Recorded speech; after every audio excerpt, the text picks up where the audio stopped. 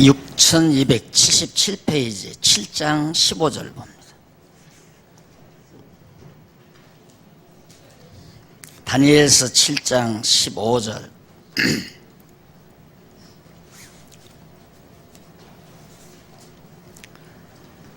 나 다니엘이 중심에 근심하며 내 속에 이상이 나로 번민케 한지라. 내가 그 곁에 모신 자 중 하나에게 나아가서 이 모든 일의 진상을 물으매 그가 내게 고하여 그 일의 해석을 알게 하여 가로되 그 네 짐승은 네 왕이라. 세상에 일어날 것이로되 지극히 높으신 자의 성도들이 나라를 얻으리니 그 누림이 영원하고 영원하고 영원하리라. 18절까지 말씀드렸습니다.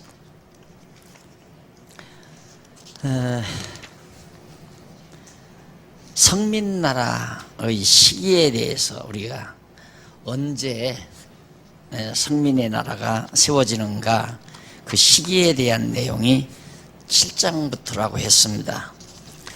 그런데 7장 1절 그 7장 1절로 14절까지 지난 시간에 우리 배웠죠. 네 짐승이 권세를 빼앗긴 후에 정한 때에 세운다 라고 예언하는 내용이 나옵니다. 네 짐승이 권세를 빼앗긴 후에 바로 정한 때에 성민의 나라를 세운다.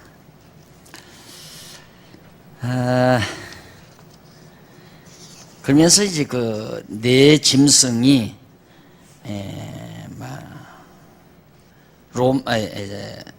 바벨론, 그 다음 파사, 헬라, 로마를 상징하는 네 마리의 짐승을 우리가 살펴본 바 있습니다. 그러니까 첫 번째 나라가 그 사자로서, 앞에서 말했죠. 사자로서 독수리 날개를 가진 괴물이었죠.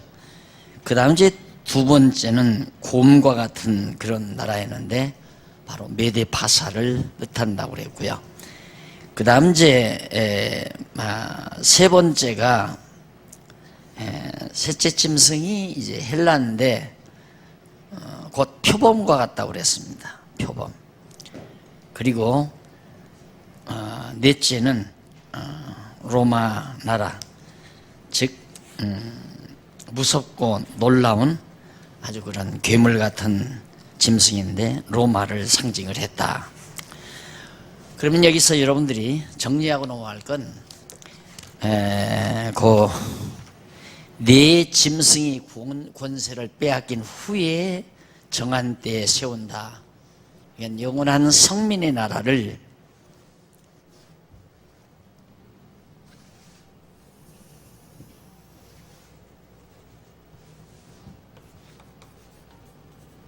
다윗, 솔로몬 721년, 587년, 70년 성민나라가 바로 다윗의 자손으로 오실 예수 그리스도께서 나라를 세우실 그때를 말하는 거거든요. 그러니까 그리스도의 몸된 교회, 이미 성민의 나라는 세워진 겁니다. 이 지상에. 이것이 이제 교회예요. 그리스도가 오심으로 세워졌는데, 이 세워진 것은 아까 말한 대로 바벨론, 메데, 파사, 헬라, 로마,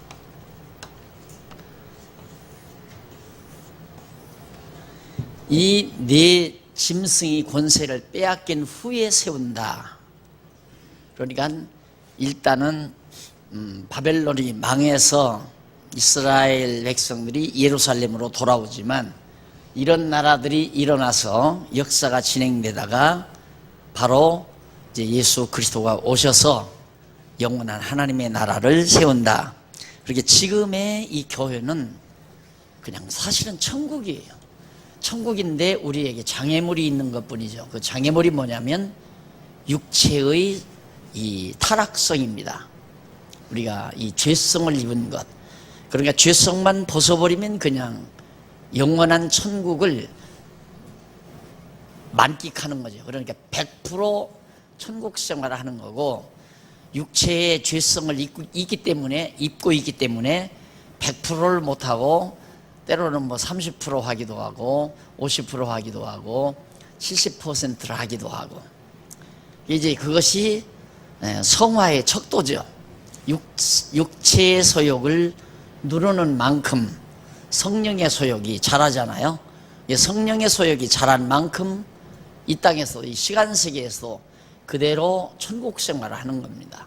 그런데 우리는 보통 과거에는 이 세상은 막 괴롭게 살고 막 괴롭고 고통스럽지만 이 다음 이제 죽어서 부활한 다음에 그때 천국 간다, 다 그렇게 생각을 하잖아요. 천국을 이 다음 간다. 지금 천국 생활을 하고 있는 줄은 모르고, 천국 생활을 하는데 우리의 육체의 소욕 때문에 많은 장애를 받아서 미워하고 증오하고 시기하고 질투하고 욕심, 욕망, 이런 것들 때문에 마음의 평안과 기쁨, 천국의 기쁨을 우리가 많이 상실하는 거거든요. 잃어버리는 거란 말입니다. 그러니까 하나님께서는 이제 이 나라도 멸하고 이 나라도 뭐라고, 이거 다 멸한 다음 하나님의 나라, 성도의 나라죠. 성민의 나라. 이게 이제 교회란 말입니다. 교회. 이것을 약속하신 것이다. 그러면 앞에서 그 느부갓네살 왕이 보았던 신상도 그러잖아요. 신상도 금머리, 은, 가슴, 동, 허벅지, 그 다음 철과 흙, 종아리와 발목. 근데 막 뜬 돌 하나가 탁 내려와서 신상의 발목을 치니까 다 무너진 다음 돌이 점점 커졌다. 하나님의 나라가 점점 커진다 이 말이죠. 그래서 온 세상에 가득했다. 그런 신상을 느부갓네살 왕이 보죠. 그래서 바로 우리가 얼마나 복된 시대에 살고 있는가, 정말 성령의 소욕 따라서 육체의 소욕을 누르는 만큼 참 평안과 기쁨, 천국 생활의 진맛을 이 땅에서도 볼 수 있는 그런 시대에 우리가 지금 살고 있는 거죠. 자, 그래서 이제 성민나라가 세워지는 시기는 세상 나라가 망한 다음 세워진다. 그 예언대로 바벨론도 망하고 바사도 망하고 헬라도 망하고 로마가 망한 다음 바로 교회가, 그리스도의 몸된 교회가 세워져서 오늘까지 그 나라가 점점 확대되어져 가고 세워져 간다라는 사실을 알 수 있습니다. 그 다음 이제 16절로 28절, 7장 16절로 15절로부터 28절까지 넷째 짐승을 심판할 때에 성민나라가 세우심을 예언함. 그러니까 앞에서는 네 나라가 망한 다음 성민나라가 세워지고, 여기서는 조금 더 치밀하게 넷째 짐승의 나라가 망해야 성민나라가 세워진다 그 말이에요. 그러니까 예수 그리스도가 오심으로 로마가 망하잖아요. 로마가 망한 다음 하나님의 나라가 세워져, 주님의 몸된 교회가 세워져서 점점 자라나게 되죠. 그래서 거기 18절에 보면 19절에 보면 이에 내가 넷째 짐승의 진상을 알고자 하였으니 곧 그것은 모든 짐승과 달라서 심히 무섭고 그 이는 철이요 발톱은 노시며 먹고 부서뜨리고 나머지는 발로 밟았으며 또 그것의 머리에는 10뿔이 있고 그 위에 또 다른 뿔이 나오매 새 뿔이 그 앞에 빠졌으며 그 뿔에는 눈도 있고 큰 말하는 입도 있고 그 모양이 동류보다 강하여 보인 것이라. 내가 본즉 이 뿔이 성도들로 더불어 싸워 이기었더니 옛적부터 항상 계신 자가 와서 지극히 높으신 자의 성도를 위하여 신호 나섰고 때가 이름에 성도가 나라를 얻었더라. 모신 자가 이처럼 이름에 넷째 짐승은 곧 땅의 넷째 나라인데 이는 모든 나라보다 달라서 천하를 삼키고 발와 부서뜨릴 것이며 그 열뿔은 이 나라에서 일어날 열왕이요 그 후에 또 하나가 일어나리니 그는 먼저 있던 자들과 다르고 또 세상 새 왕을 복종시킬 것이며 25절 그가 장차 말로 지극히 높으신 자를 대적하며 또 지극히 높으신 자의 성도를 괴롭게 할 것이며 그가 또 때와 법을 변개코자 할 것이며 성도는 그의 손에 붙인 바 되어 한 때와 두 때와 반 때를 지내리라. 그러나 심판이 시작된 즉 그는 권세를 빼앗기고 끝까지 멸망할 것이요 나라와 권세와 온 천하 열국의 위세가 지극히 높으신 자의 성민에게 붙인 바 되리니 그의 나라는 영원한 나라이라. 모든 권세 있는 자가 다 그를 섬겨 복종하리라 하여 그 말이 이에 그친지라. 나 다니엘은 중심이 번민하였으며 내 낯빛이 변하였으나 내가 이 일을 마음에 감추었더라. 아주 상세하게 모형적으로 환상을 보여줍니다. 그런데 15절로 22절 그 밑에 보면 12절로 22절에 보면 다니엘 선지자가 알고 싶은 넷째 짐승의 이상과 넷째 짐승의 진상, 실제 참된 모습에 대해서 알고 예언하는 그런 내용이에요. 그런데 거기 보면 하나에게 나가서 이 모든 일의 진상을 물었어요. 다니엘이 물으니까 그가 말하기를 네 큰 짐승은 네 왕이라 세상에 일어날 것이로되 지극히 높으신 자의 성도들이 나라를 얻으리니 그 누림이 영원하고 영원하리라. 그렇게 예고해 준대. 여기 일어날이라는 말이 있어요. 일어날 왕이다. 이 동사는 히브리 원문으로 에쿠문이라는 말이에요. 이는 불완전 시상으로 일어나는, 일어날. 불완전 시상이란 과거, 현재, 미래. 이게 완전치 않아요. 그러니까 이 모두의 의미를 다 가지고 있죠. 에쿠문, 그러니까 불완전 시상으로. 그러니까 자, 이 넷째 짐승은 일어날 왕이다. 그러면 일어날 왕이다면 아직 안 일어났다는 얘기 아니에요. 아직 안 일어났다는 얘기거든요. 그렇게 해서 이 아직 안 일어난 왕이라면 다니엘이 지금 여기서 지금 예언하는 거 아니에요. 요때 요 무렵에 예언을 하는데 70년 포로 기간 동안에 이때까지 한 사람도 안 일어났다는 얘기예요. 그럼 앞으로 10명의 왕이 일어난다. 그래서 아무리 역사를 참고를 해도 로마에 10왕이 일어난 적이 없어요. 일어날 수가 없단 말입니다. 그러니까 이게 해석이 참 어려운 거죠. 다니엘서가 그래서 어렵다 그런데 간단해요. 아까 말했듯이 일어날이라고 번역된 것은 불완전 시상이기 때문에 일어난이죠.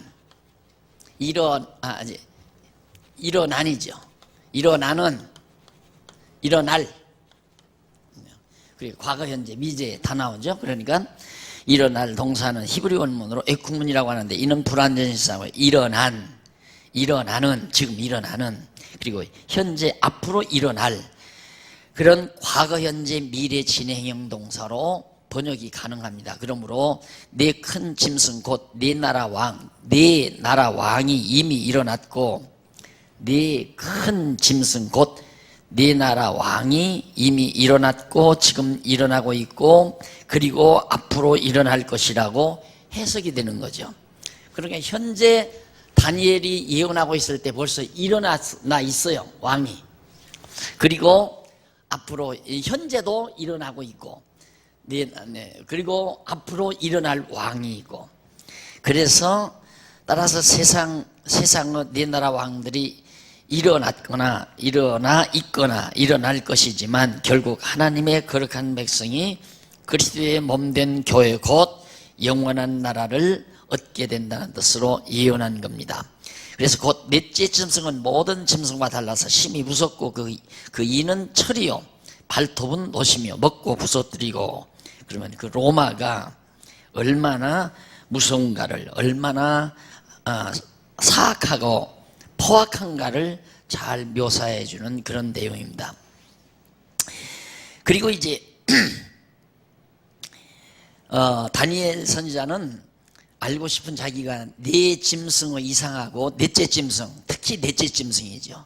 넷째 짐승의 진상에 대해서 알고서 지금 예언한 겁니다. 그러니까 넷째 짐승은 네 큰 짐승은 네 왕이라 세상에 일어날 것이로되 지금, 그러니까 지금 일어났고, 바벨론은 일어났고 지금 파사가 일어나고 있고, 그리고 앞으로 일어날 왕들이 있다. 이게 네 왕이에요. 네 명의 왕. 이 로마 네 번째 짐승인 23절로 28절에도 그 있죠. 79페이지 거기도 마찬가지입니다. 23절로 28절에 보면 다니엘 선지자가 넷째 짐승이 패망하고 영원한 성민의 나라가 세워질 것에 대해서 예언하는데, 넷째 짐승은 로마거든요. 곧 그래서 넷째 짐승에 관한 진상을 예언하는데, 무엇이냐는 넷째 짐승은 곧 땅의 넷째 나라인데 이는 모든 나라보다 달라서 천하를 삼키고 밟아 부서뜨릴 것이며 그 열불은 이 나라에서 일어날 열왕이요. 자, 여기도 역시 마찬가지예요. 로마, 이게 이제 열불은, 10개의 불은 이 나라에서 일어날 왕이다. 그게 에쿠문이거든요. 그럼 이것도 앞으로 일어날 왕이라면 로마에서 10개의 뿔이 앞으로 일어난다. 다니엘이 예언할 이때부터 일어난다는 얘기인데, 그 이후에 일어난다는 얘기인데, 그 이후로 계산해서는 로마의 열왕이 일어난 적이 없어요. 그러니까 해석이 안 된다 이 말입니다. 여기도 네 왕이 일어난다 했을 때 에쿠문을 쓰는 것은 이미 바벨론은 일어났어요. 바벨론 왕은 바벨론은 벌써 이 앞서 일어났으니까, 바벨론 제국이 다니엘이 예언할 때는 벌써 일어났단 말입니다. 그리고 앞으로 일어나는 왕, 그게 파사예요. 그리고 일어날 왕은 헬라 로마 왕이고요. 그래서 여기서도 에쿠문이라는 말을 썼고, 이 로마에 일어날 왕도 에쿠문이라는 말을 쓴 거란 말입니다. 그러면 역시 로마 왕도 이미 다니엘이 예언할 이때 이미 일어난 왕이 있고, 현재 일어난 왕도 있고, 일어난 왕도 있고, 일어나는 왕도 있고, 앞으로 일어날 왕이 있다는 얘기예요. 그래서 그 부분이 조금 여러분들이 헷갈리지만 않으면 아주 쉽게 정리할 수 있는 대목입니다. 그래서 거기 보면 열불왕, 그 에쿠문이라는 히브리어 나왔죠. 밑에서부터 12번째입니까? 12번째 앞부분에 보면 에쿠문이라고 하는데, 이는 불완전시상으로 역시 일어나는, 일어날이라는 과거, 현재, 미래 진행형 동사로 번역이 가능한데, 그러므로 열불왕들은 다니엘이 넷째 짐승의 진상을 보고 있을 당시, 그때가 555년 이때죠. 쉽게 말하면 이 당시에 555년에 이미 일부 일어난 왕이 있었고, 이 이전에 벌써 로마라고 하는 자그마한 도시국가가 생겨났었어요. 이 이전에 벌써. 그럼 몇 명의 왕이 벌써 일어나 있었다 그 말이에요. 뜻을 해석된다. 따라서 열불은 로마 건국 이래 한 뿔, 곧 한 왕이 일어날 때까지 일어나는 10명의 왕으로, 그러니까 열불은 로마에서 일어난 10명의 왕, 언제까지? 한 뿔이 일어날 때까지 일어날 왕이다. 10명의 왕이. 이제 10명의 왕이 일어난 다음에 한 뿔이 일어난다 그 말이죠. 그래서 이게 이제 우리 강사창 목사님의 그 다니엘 예언과 성취에도 그 내용이 나와 있습니다. 요 부분이. 그래서 요 부분이 바로 정확하게 본 거기 때문에 논문을 써서 결국 발표를 하게 된 거거든요. 그 다음 로마는 BC 753년 아니. 네. 로마는 BC 753년 753년이면 이전이죠. 이전 753년 여기가 721년이니까 이때 벌써 조그마한 도시국가가 로마라는 도시국가가 일어난 거예요.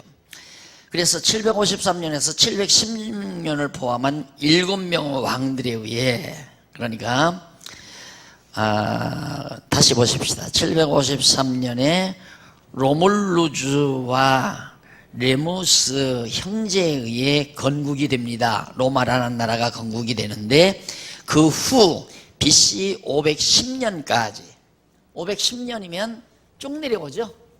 510년까지 쭉 내려오죠. 510년까지 이어지는 243년 동안의 왕정기에 초대 왕 로물루스를 포함한 7명의 왕들에 의해 통치되죠. 그러니까 여기서 753년에서 710년까지 7명, 왕이 7명이 나타나요. 되었고 따라서 다니엘 선지자가 넷째 짐승의 이상을 보고 있을 당시 대략 555년이라고 그랬죠. 555년에는 이미 로마의 여섯째 왕 세르비우스 툴리우스 555년 이때는 일곱째 이미 로마의 여섯째 왕 이때가 555년 여기 이때가 여섯째 왕이 통치하다가 일곱째 왕까지 510년까지 일곱째 왕이 등장한 거죠. 세르비우스 툴리우스라고 하는 사람 이 사람이 578년에서 534년 통치하였고 있을 때이다. 그리고 일곱째 왕 투키우스 타로쿠니우스 스페루브스 그래서 BC 534년에서 510년까지 그동안에 이제 이 사람들이 통치를 한 후에 400여 년간 왕이 없이 이 이후로 한 400년간 왕이 없었어요. 로마가 나타날 때까지 왕이 없이 삼두정치 그냥 왕이 없는 그 시대를 로마가 보내게 되죠. 그래서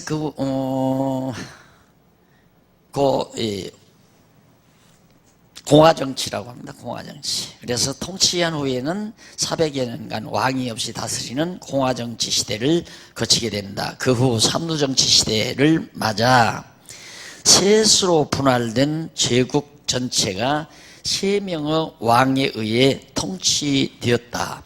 3명의 왕은 카이우스 율리우스 카이사르 그 다음을 비롯해서 그네우스 폼페이우스하고 그 다음 마르쿠스 리키니우스 그라수스라고 하는 사람 이 3명이 바로 이게 전종근 목사님이 쓴 그 신약 중간사에 보면 그게 자세히 나옵니다. 결국 10뿔은 왕정기의 7명의 왕을 비롯해 공화정치 시대를 지나 맞이하게 된 삼두정치 시대의 3명 삼두정치 시대가 BC 110년에서 44년까지 자 여기 그러면 잠깐 정리하십시다.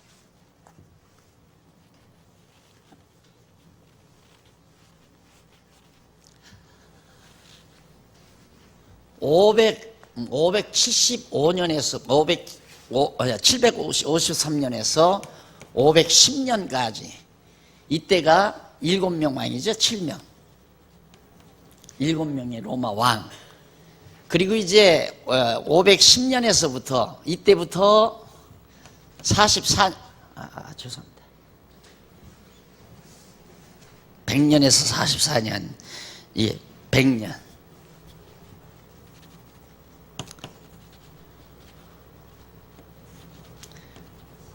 여기까지는 이제 400년, 약 한 400년. 510년이니까 한 400년 되잖아요. 400년 동안은 삼두정치. 머리가 셋이에요. 삼두정치. 아니, 공화정치. 왕이 없이 통치하는 시대. 그리고 100년에서부터 44년까지가 삼두정치. 왕, 세 왕. 7명의 왕하고 3명의 왕하고 딱 맞죠? 그래서 이게 10뿔 짐승입니다. 7뿔, 3뿔 합치면 10뿔 아니에요. 10뿔 짐승이 지난 다음 여기에 이제 큰 한 뿔이 나타나요. 한 뿔. 큰 뿔 하나가 환상 중에 그 큰 뿔 하나, 그리고 그 위에 또 하나가 일어나리니, 줄바꾼데 나오죠? 나리니 그는 먼저 있던 자들과 다르고 또 새 왕을 복종시킬 거다. 새 왕을 복종시키다는 말은 삼두정치 시대의 왕, 로마 왕, 삼두정치 시대의 로마 왕 세 사람을 다 복종시켜 버린다. 이게 대단히 힘 있는 왕이죠.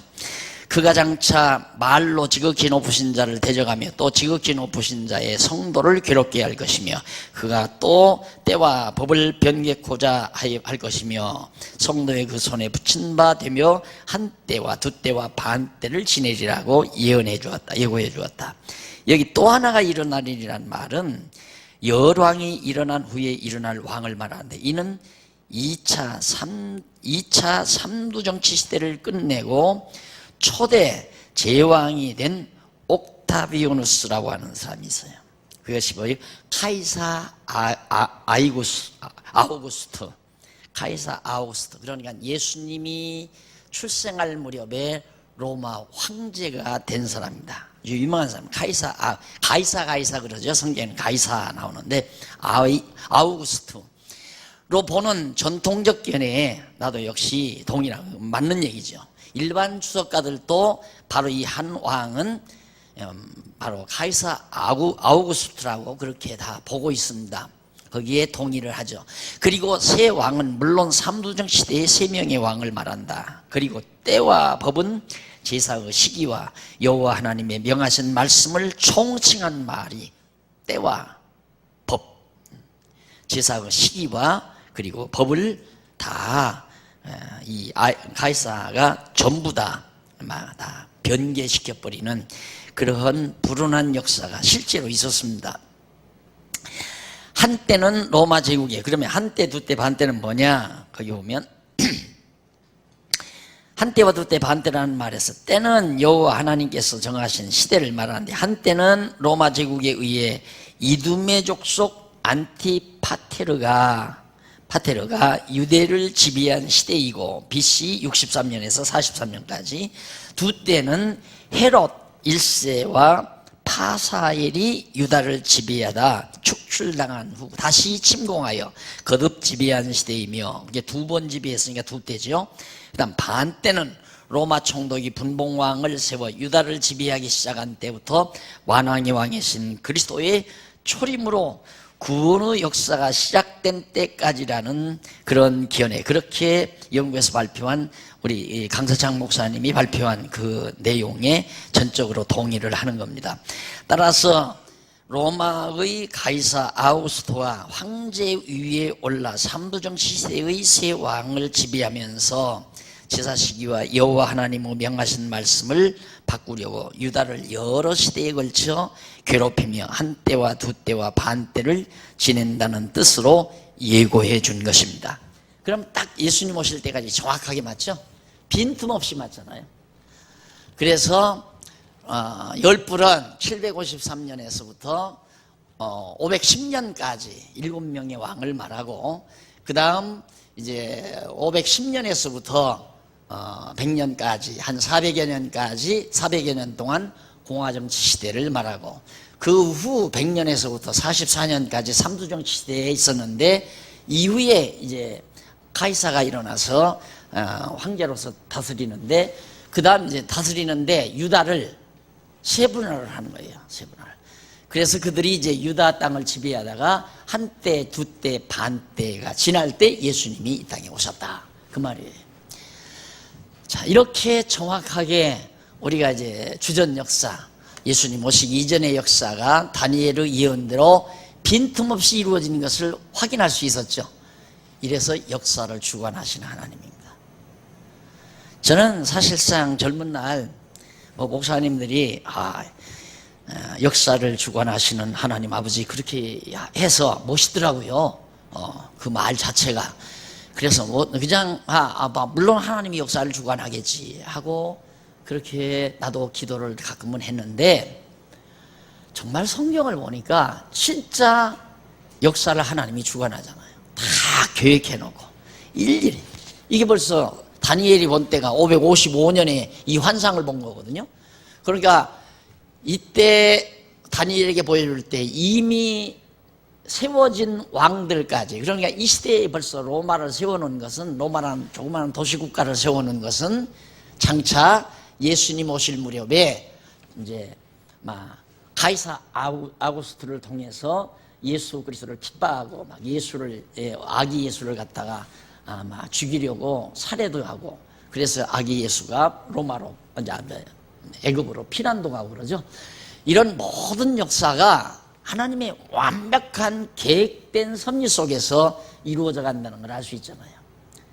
그래서 정말 하나님은 역사를 섭리하시는 하나님이다, 주관하시는 하나님이다 라는 것을 우리가 정말 확실하게 믿을 수가 있는 거죠. 자, 그 다음 이제 거기 보면 위에서부터 81페이지 위에서부터 5번째 줄 뒷부분에 보면, 그리고 이어서 그러나 심판이 시작된 즉, 여기 시작된 즉이란 말 잘 기억해 두시고요. 시작된 즉 그는 권세를 빼앗기고 끝까지 멸망할 것이요 나라와 권세와 온 천하 열국의 유세가 지극히 높으신 자의 성민에게 붙인 바 되리니, 예수 그리스도 하나님의 백성들에게 붙인 바 되리니 그의 나라는 영원한 나라이라. 모든 권세 있는 자가 다 그를 섬겨 복종하리라. 모든 권세 있는 자가 다 예수 그리스도를 섬겨 복종한다 고 했는데, 여기서 시작된 즉은 히브리 원문으로 이티브란 말이에요. 역시 불완전 시상입니다. 이는 시점을 가리키는 것이 아니라 끝나지 아니한 행동을 가리키므로 전부터 진행되고 있다는 뜻으로 이해됩니다. 그리고 영원한 나라는 지상의 교회를 포함하는 영원한 하나님의 나라를 말한다. 아까 내가 설명한 거죠. 그러니까 이티브란 말은 시작된 즉, 이제 방금 시작됐다 이 말이 아니에요. 시작되면, 앞으로 이제 성민의 나라가 시작되면 된 즉, 이런 말로 우리가 이해되잖아요. 이미 하나님의 나라는 에덴 동산에서부터 세워졌죠. 여기 에덴에서부터 세워진 거예요. 그리고 아브라함과 다윗 자손 유다 백성을 통해서도 하나님의 나라가 세워지고, 그러니까 이미 예수 그리스도를 통해서 세워지는 이 하나님의 나라가 영원하다 이 말이, 그냥 영원히. 그래서 교회가 세워지고 그 교회가 영원한 나라로 이어지고, 이런 내용을 제가 간략하게 정리를 한 겁니다. 그래서 영원한 나라는 지상의 교회를 포함하는 영원한 하나님의 나라를 말한다. 따라서 예수 그리스도의 초림으로 진행되는 심판에 의해 로마 제국은 끝까지 멸망하게 되고, 오순절의 성령 강림으로 세워진 지상의 하나님의 나라인 교회는 예수 그리스도의 재림에 의해 영원한 하나님의 나라로 변화하게 된다. 초림에 의해서 세워진 하나님의 나라는 다시 재림에 의해서 영원한 하나님의 나라로 그대로 변화된다 그 말이에요. 그러니까 이것도 하나님의 나라고, 변화되기 이전의 하나님의 나라, 교회 시대는 예수님이 오면 완전히 변화된 하나님의 나라고. 그러니까 오늘 우리가 천국에서 사는 거 아니겠어요? 그래서 교회 생활은 즐거워야 된다. 교회 생활은 즐거워야 된다. 천국의 기쁨이 있어야 된다. 그래서 우리가 기쁨을 잃어버리면 천국을 상실하는 거죠. 이 교회 생활을 기쁨 없이 한다는 것은 사단에게 얽매여 있는 거예요. 사단에게. 교회 생활은 즐거움으로, 기쁨으로, 천국의 대표적인 속성이 평안과 기쁨인데 분쟁과 고통이 있다는 건 교회가 아니죠. 교회는 평안해야 되고 기쁨이 있어야 되고, 그래서 우선 개개인의 성도들의 마음이 평안해야 돼요. 그래서 항상 바울이 평강과 은혜와 평강이 네게 있을지어다 그러잖아요. 평안해야 되고, 천국은 평안과 기쁨이니까, 평강과 기쁨이니까 기쁨이 항상 있어야 되고, 이것이 세상에서의 아름다운 성도의 나라의 모습입니다. 우리는 이제 주님 재림만 하면 이 육체의 장막 벗어버리고 그냥 그대로 천국 생활하는 거예요. 자, 그 다음 넘어가서 그러면 성민나라의 1차적 징조가 뭐냐. 자, 우리 시기 배웠죠? 성민나라의 시기는 이렇게 네 나라가 아까 말했듯이 페르시아가 망하고, 여기 페르시아가 망하고, 바벨론이 망하고, 바사가 망하고, 헬라가 망하고, 로마가 등장했다가 망하고 나면 성민의 나라가 시작이 된다.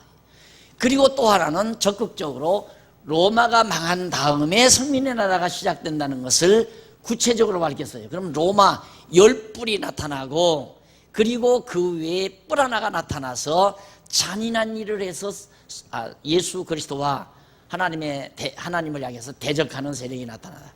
그것이 열왕, 로마의 열왕 다음에 나타난 카이사라고 그랬습니다. 그 카이사가 예수 그리스도 출생하셨을 때 나신 분이고, 그 당시에 유대에는 헤롯, 안티파스, 헤롯이야 몇 명이 한때와 두때 반때를 다스렸잖아요. 한때 하다가 두때 쫓겨났다가 다시 들어와서 또 한 번, 두 번, 그리고 다스리는 과정에서 예수님이 오셨기 때문에 그 반때, 그래서 한때 두때 반때가 지나면 예수 그리스도가 온다 하는 말씀이 정확하게 예언이, 다니엘의 예언이 이루어졌다는 것. 자, 그러면 1차적으로는 시기에 대해서 알아봤는데, 그 다음 한쪽 가로 두 번째 성민나라의 1차적 징조가 뭐냐 그러면 7장에서 8장까지입니다. 가만히 있어봐요. 제목이 잘못 붙었나. 잘 붙었습니다. 성민나라를 세우심 하는 것이 62페이지 가로 없는 2번이죠. 성민나라를 세우심. 한쪽 가로, 이쪽 63페이지에 한쪽 가로 1번이 성민나라의 확증과 시기. 그래서 조금 전에 시기를 우리가 살펴본 겁니다.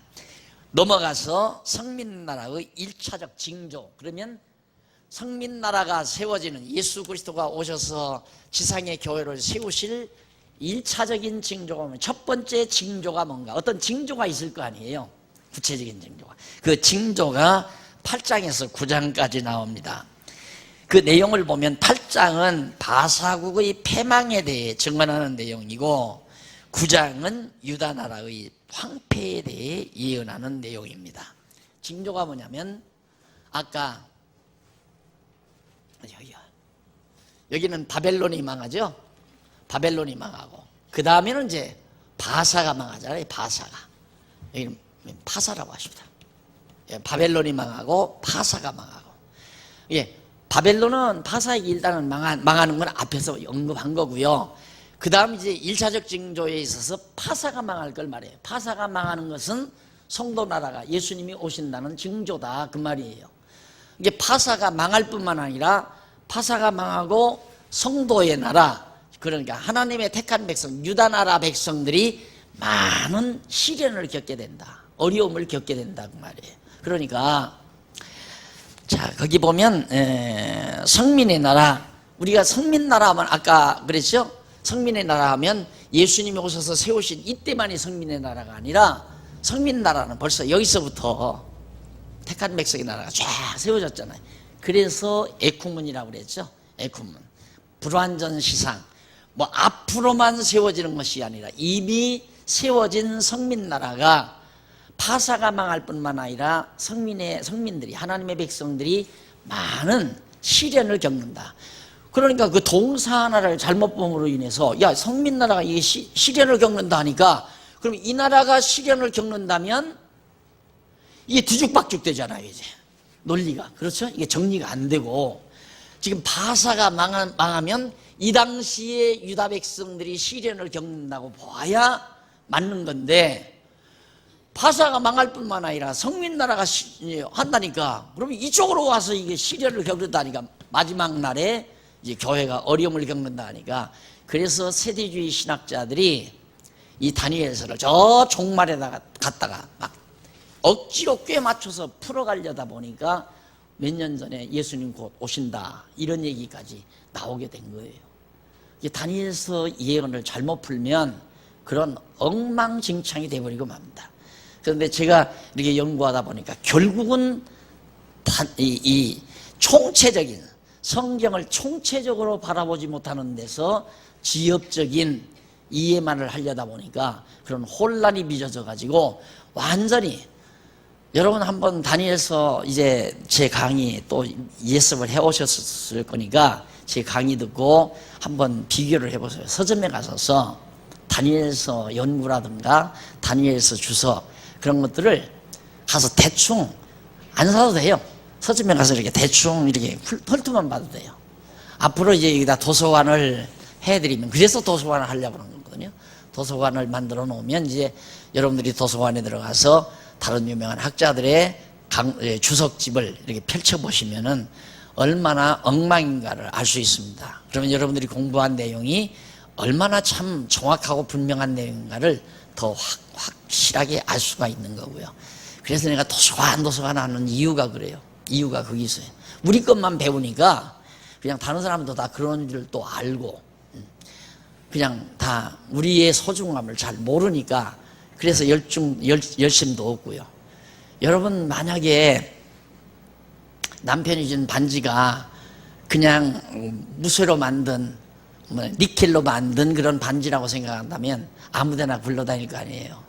근데 그게 백금으로 만들었다니까 결혼 반지가 백금으로 만들었다니까 막 장롱이 잘 보관하잖아요. 똑같은 거죠. 여러분들이 공부하는 내용이 얼마나 귀한가를 알면 보관하지 말라고 보관하라고 누가 해서 보관하는 게 아니라 여러분 스스로가 이거 잘 보관해야 되겠다 이 열정이 나오게 돼 있어요. 안 그러면 그 열심을 어떻게 불러일으켜요? 그러니까 그 열심을 불러일으키려면 상급 받는다. 하나님이 상 준다. 이게 상 받으려면 열심으로 뛰어라 이거거든요. 우리는 그게 아니잖아요. 가치를 알면 누가 하라고 해서 하나요? 하라고 해서 안 한단 말입니다. 가치를 아니까 그 가치를 위해서 자기의 일생을 다 할 수도 있고 자기의 모든 삶을 다 투자할 수도 있고 이런 힘이 그런 열정이 자기 안에서 스스로 일어나서 하게 된다 이 말입니다. 그런 열심으로 우리가 뭉쳐봐요. 이런 열심으로 뭉치면 지치도 않아요. 즐겁고 같은 그 보화를. 그래서 우리들은 상징 이 마크가 이거 아니에요. 딱 여기 보화가 담겼다. 질그릇 속에 보화가 담겼다. 우리 질그릇 같은 우리 흙으로 만들었으니까 질그릇 아니에요? 이 질그릇 속에 이 엄청난 보화를 하나님이 우리에게 담아주신 거예요. 이걸 어떻게 하면 잘 보관할까? 도둑을 어떻게 하면 안 맞을까? 어떻게 하면 잃어버리지 아니할까? 그래서 잊어버리지 않기 위해서 쓰기도 하고 잊어버리지 않기 위해서 자꾸 가르치기도 하고 잘 보관하기 위해서 도서관도 만들고 잘 전승하기 위해서 이제 자꾸 가르치는 학교 체제의 교회를 만들어 가려고 하는 것이 우리의 열정 아닙니까? 모르면 모르는 사람들은 열심히 내라 하니까 결국 열심히 내게 하는 방법은 상 준다. 하나님이 상 준다. 그렇게 열심히 내야 하나님이 축복 줘서 잘 먹고 잘 산다. 이 말밖에 더 할 길이 없잖아요. 우리는 그 전혀 아니에요. 전혀 아니죠. 그래서 공부 안 하면 필요 없다는 말을 내가 누누이 하는 겁니다. 정말 우리 장안중앙교회는 100명이 남더라도 공부하는 사람만 남아야 돼요. 공부 안 하는 사람은 재미가 없게 돼 있어요. 다 떨어져 나가게 돼 있어요. 공부 안 하면. 100명의 성도가 남아도 정말 공부 제대로 해서 정말 우리 속에 이 보화가 담겼다. 이게 믿어지기만 하면 누가 열심히 내라서 냅니까? 누가 돈 내라고 해서 내나요? 야, 이 일을 위해서는 이 돈 쓰겠습니다. 이 돈 그 일을 위해서 쓰겠습니다 하고 하는 거죠. 지금 그런 현상이 나타나잖아요. 그런 현상들이. 그러니까 하루아침에 안 되죠. 하루아침에 그게 됩니까? 공부 열심히 안 하면 우리 장안중앙교회 의미가 없습니다. 자, 그러면 성민나라의 1차적 징조 8장 9장에서 8장은 바사왕국, 페르시아죠. 바사왕국의 패망, 그것이 예수 그리스도께서 오셔서 성민나라가 세워질 증거다. 그리고 9장은 유다나라의 황폐. 자, 바사가 망할 뿐만 아니라 이미 바벨론에서 여기서 돌아온 귀국, 이미 예루살렘으로 돌아와서 지금 막 성전도 짓고 그러고 살았거든요. 바사왕 때. 그런데 바사가 망한 다음에 유다가 굉장히 어려움을 겪어서 황폐하게 된다. 어려움을 겪는다. 그런 얘기예요. 그때가 이제 막 딱 헬라가 등장할 때죠. 그러니까 여기까지는 동방 아니에요, 동양. 그렇죠? 지도상으로 보면 이제 이렇게 해서 로마가 이렇게 있고 터키가 이렇게 있고 이렇게 해서 이렇게 됐단 말입니다. 여기가 이제 예루살렘이고, 예루살렘. 자, 그런데 지금까지는 여기에요, 여기. 바벨론, 그 다음 파사. 바벨론 바로 옆에. 여기가 이제 유브라데스강, 티그리스강이 있는 데고. 지금까지는 동양에서 다 지배한 거예요. 동양 문명이. 그러니까 바비로니아의 유브라데스강, 티그리스강의 바비로니아 문명. 이 문명이 이 시대를 지배했던 거예요. 그리고 여기 애굽, 에집트 문명, 인더스강 문명. 이게 거의 다 인도나 바비로니아, 이게 주 문명 발상지였고, 이쪽으로 오면 이제 중국의 황하강. 그러면 동양 쪽에 바비로니아 문명, 인도 문명, 중국 문명. 아프리카 쪽에 이건 애굽의 에집트 문명. 유럽은 형편없었던 때예요. 유럽은 하나의 문명권이 아니었다 이 말입니다. 그런데 이게 이제 바로 바비로니아 문명, 바사 문명이 여기서 기울어지는데 어떻게? 헬라에서 알렉산더 대왕이 이쪽으로 진군하는 거예요. 그래서 이걸 무너뜨려 버리고 서구 문명이 동방을 향해서 진출하는 그런 과정에서 결국 이 유다 나라가 굉장히 황폐하게 되질 것을 예언을 합니다. 그것은 역사에서 그대로 이루어지죠. 다니엘이 본 예언대로 그대로 역사에서 이루어지는 겁니다. 이걸 보기 위해서 제가 터키를 갔다는 얘기 아니에요. 이걸 보기 위해서 알렉산더가 동방을 향해서 진입해오고, 그 다음 그걸 통해 그것 때문에 동양 문명이 완전히 석양을 맞이하는 이 알렉산더 때문에 사실은 동방 문명은 이 당시 망하고, 지금 바비로니아 이라크에 가면, 여기를 못 가봤는데 여기는 아마 당분간 전국이 좀 가라앉아야 가지, 아직 못 갈 거예요. 얼마나 폐허가 됐는가. 다니엘이 예언한 대로 다시는 일어나지 못한다. 바비로니아가 그대로 나타나 있을 거예요. 그걸 내 눈으로 현장으로 보고 싶어서. 얼마나 정말 황금머리 같은 그런 문명이었는데 지금 완전히 사막, 그리고 폐허의 잔재, 문명의 앙상한 폐허의 잔재들만이 남아있을 겁니다. 그래서 이 지역이 세계의 박물관이라고 그러잖아요. 그래서 거기는 아마 내년 이 유럽 종교개혁사 유적지 탐사 마치고 한동안 지나야 여기는 갈 겁니다. 한 몇 년 지나서 안정이 돼야, 정세가 안정이 돼야지. 지금은 테러니 무서워가지고, 위험해가지고 갈 수도 없고 가지 못하게 해요. 몇 명이 그냥 가는 건 그런 대로 어떻게 잘만 가면 괜찮다고 그럽니다. 그래서 어떤 여자가 혼자서 여기를 가서 이걸 다 보았던 것이 방송에 나오는 걸 내가 봤는데, 하여튼 이게 다 하나님께서 계획된 역사 섭리 속에서 다니엘에게 미리 555년 주전, 예수님 오시기 전 555년에 다 밝혀준 다음 그대로 역사가 진행되어진 결과로 이렇게 되지는 거죠. 그러니까 1차적 징조가 뭐냐? 바사 망하는 거고, 바사 망하는 거고 두 번 1차적으로 바사가 망하는 건데 그 다음에 바사가 망하면서 유대가 황폐하게 된다. 유다가 황폐하는 거 알렉산더 대왕이 와서 이 점령하면서 막 다 진군하니까 어려움을 겪게 되지는 거죠. 자, 그다음 이제 넘어가서 84페이지에 보면 바사 왕국 패망이 8장에 나와요. 패망이 나오는데 1절로 14절은 두 뿔 수양과 한 수염소 및 작은 뿔의 이상을 증언하고 15절로 27절은 앞서 본 한 수염소의 이상에 대한 천사의 말을 예언하는 내용입니다. 자, 그럼 8장 1절로 14절에 두 뿔 수양과 한 수염소 및 작은 뿔의 활동을 증언하는데 이쪽에 넘어와 보면 1절로 8절 85페이지 다니엘 선지자가 두 뿔 수양을 한 수염소가 멸하고 대신 뿔 넷이 나오는 활동에 대해서 예언합니다. 다니엘 선지자는 처음에 나타난 이상 후에 벨사살 왕 3년 553년이죠.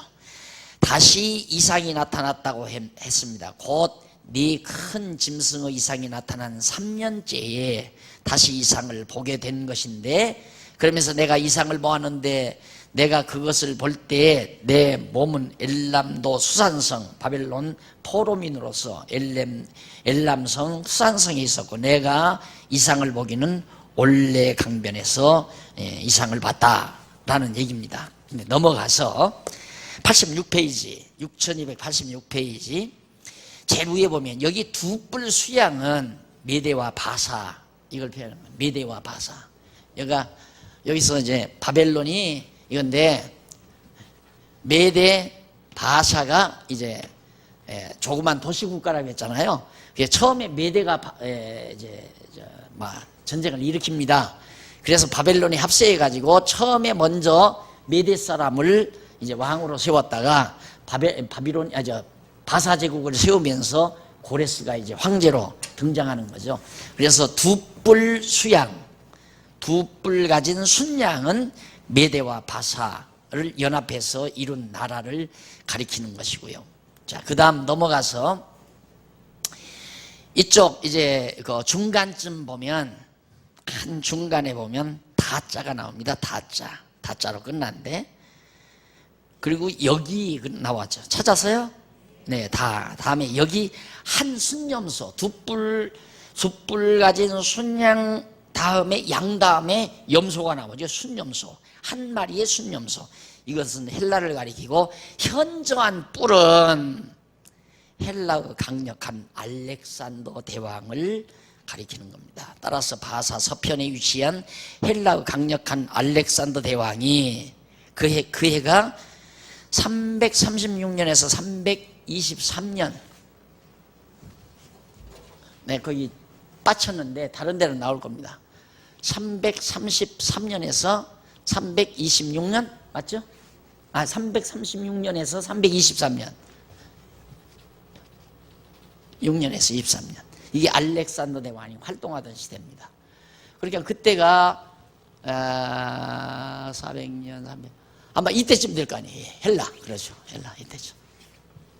이때 이제 알렉산더 대왕이 헬라에서 동방을 향해서 쳐들어오는 겁니다.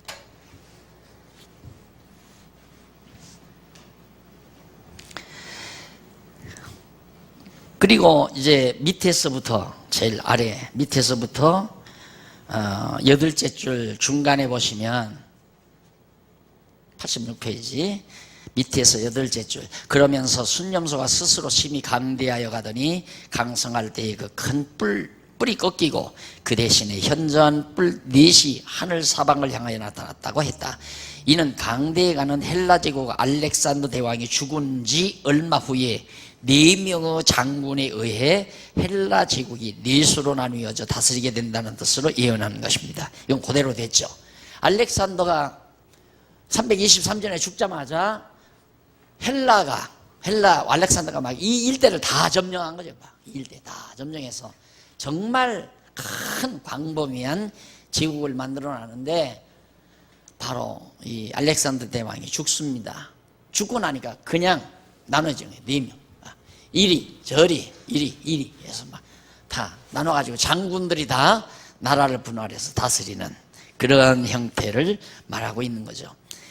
그 다음 넘어가서 9절로 14절에 보면 한 뿔에서 나온 작은 뿔이 2300주야 동안 성소를 친다는 것을 예언한 내용인데, 다니엘 선지자는 그중 한 뿔에서 또 작은 뿔 하나가 나서 남편과 동편과 또 영화로운 땅을 향하여 심히 커지더니 라고 그렇게 말을 했는데, 예언을 했는데, 다시 말하면 앞에서 본 네 뿔 중에 한 뿔에서 나온 작은 뿔 하나가 상태를 보고 말한 것인데, 여기 작은 뿔은 분열된 네 왕조 중 셀루커스 왕조를 계승한 안티오코스 에피파네스라는 말, BC 175년에서 163년 아주 잔악한 왕입니다.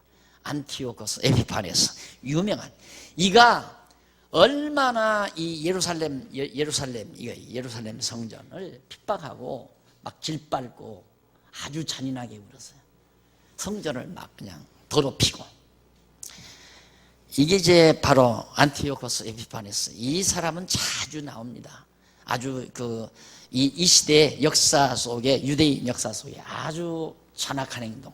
헬라 제국의 알렉산더 대왕이 죽은 이후에 나타난 4명의 왕 가운데 한 왕이죠. 거기에서 이제 한 뿔이 나타나 가지고 이런 고약한 행동을 한 겁니다.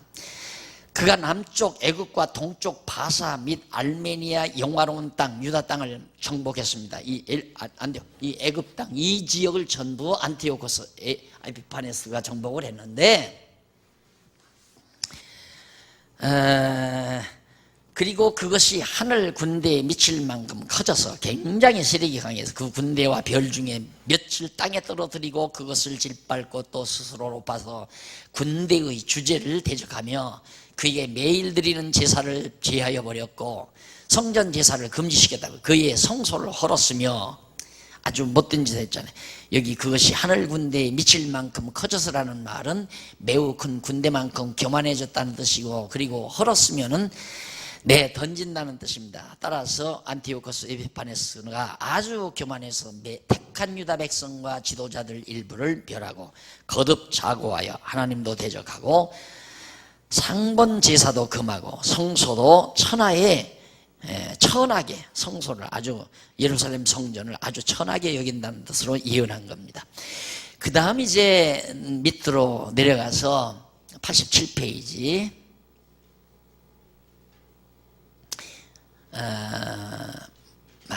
범죄 쭉 나오는데 에피파네스가 하는 일이에요. 그래서 밑에서부터 7째 줄 앞부분에 보시면 2300주야까지니 그때의 성소가 정결함을 얻으리라고 예언했습니다. 여기 2300주야는 안티오코스 에피파네스가 유다 백성에게 가증한 일을 행한 기간 171년에서 165년 사이, 그게 2300주야입니다. 따져보면 라는 말을 했는데 만 6년 3개월이 조금 넘는 기간을 2300주야라고 그러죠. 그런데 침례교와 같은 이 종말론에 대한 발전은 장로교는 참 황무지였어요. 왜 그러냐면 칼빈이 요한계시록을 해석을 안 하고 갔어요. 너무 어려우니까. 그러다 보니까 장로교는 아예 이 예언서에 대해서 이 불감증이 걸린 거예요. 그러다 보니까 어디를 답습했느냐면 침례교, 미국의 침례교 세대주의 신학자들이 해놓은 예언서를 누구나가 다 장로교 목사도 침례교 목사들이 말해놓은 그 세대주의 신학자들이 한 얘기거든요. 근데 여기 2300주야를 침례교 신학자들은 1년을 2300주야를 하루를 1년으로 가산을 해요. 그러다 보니까 여기서부터 따지면 2300주면 저만큼 갈 거 아니에요. 이 종말 세기로. 그래서 마지막 날에다 붙여서 그걸 해석을 한단 말이죠. 말이 안 되는 얘기죠. 여기에서 다 이루어지는 건데 2300주야는 날짜 그대로, 말씀 그대로 6년 며칠? 3개월. 6년 3개월이 조금 넘는 기간 2300주야인데, 다시 말하면 작은 뿔로 자고한 행동에 의해 유다 백성이 당하는 환난의 기간에 대해 예언한 거죠. 그러니까 아까 유다 백성들이 유다 백성들이 이제 성민의 나라가 세워지는 1차 징조가 파사가 많은 거고, 두 번째는 유다 백성들이 순환을 유다 땅이 황폐해지는 거라고 그랬잖아요. 결국에는 안티오코스 에피파네스에 의해서 2300주에 6년 동안 호된 시련을 유다가 예루살렘에 겪게 되죠. 그래서 그대로 이루어지는 겁니다. 자, 그 다음 넘어가서 8장 15절로 27절. 앞서 본 한 순념소 이상에 대한 천사의 말을 예언합니다. 앞서 본 한 순념소. 예, 알렉산더 대왕이죠. 한 순념소. 15절로 19절에 보면 다니엘 선지자 이쪽 넘어 89페이지. 자, 다니엘 선지자가 앞서 본 이상에 대한 뜻을 알게 해준다는 천사의 말을 이제 증언하는데, 다니엘 선지자는 이상을 보고 그 뜻을 알고자 할 때에 사람 모양 같은 것이 자기 앞에 나타났었어요. 사람 모양 같은 것은 물론 천사 가브리엘을 가리킵니다. 자, 밑에 지도를 보면 바사 제국의 영토죠. 엄청나죠? 예, 터키 몽땅 다. 그 다음 그리스 넘어가서 지금 그리스의 바로 터키에서 그리스로 넘어가 버리면 이슬람 사당이 있는 그곳, 거기가 이제 동방 종교의 본거지가 되어졌던 장소입니다. 거기는 서양이죠, 사실은. 거기서부터, 그러니까 헬라지요. 거기서부터 터키 일족, 유다 땅, 애굽 땅, 그다음 이제 메대, 바사, 바벨론 일대 큰 면적을, 그 회색 면적이 다 바사가 지배하던 시대입니다. 6290페이지에 보면 이제 거기에 이제 소개가 나오는데, 정한 위에서부터 6째 줄 앞부분에 보면 이 이상 인자야 깨달아 알라, 저 뒷부분에서 5째 줄 뒷부분에서 보면 인자야 깨달아 알라, 이 이상은 정한 때 끝에 관한 것이니라. 이 말 때문에 정한 때 끝. 정한 때 끝이라니까 예수님이 다시 오실 이때를 말하는 거예요. 말한다고 생각하는 거예요. 그러니까 자꾸만 여기다 갖다 붙이죠. 그래서 그 세대주의 침례교는 애당초부터 선입견이 다니엘서가 여기를 향한 예언이라고 생각한 거예요. 그래놓고는 자꾸 숫자를 억지로 꿰 맞춘다 이 말입니다. 한번 실제로 그런 책이 대부분 많습니다, 주석 중에. 근데 이렇게 지금 여러분이 공부하듯이 정확하게 쫙쫙 아구가 맞도록 분명하잖아요. 확실하고 분명하고. 그렇게 확실하고 분명하지 않으면 저는 글을 안 써나죠. 쓸 수가 없죠. 그냥 놀아요. 노는 게 아니라 그냥 머물러 있는 거예요.